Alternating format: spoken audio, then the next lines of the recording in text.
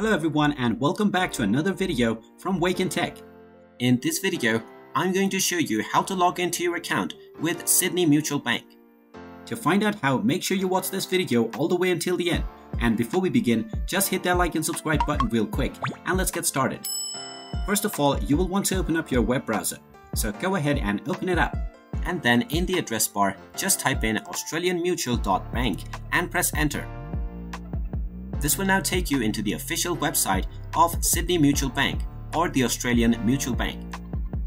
Now, in order to log into your account, simply click on the login button at the top right corner. This will now take you into the login portal for Sidney Mutual Bank. Now, just go ahead and type in your member number followed by your password. Finally, type in your date of birth and click on the login button and you will be logged into your account on Sidney Mutual Bank. In case you forgot your password, you can simply click on Forgot Password button to reset your login credentials. And there you have it. That is how easy it is to log into your account on Sidney Mutual Bank.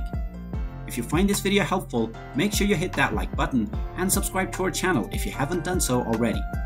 Also ring that notification bell to never miss another update from us. Thank you for watching and I will see you again in the next video.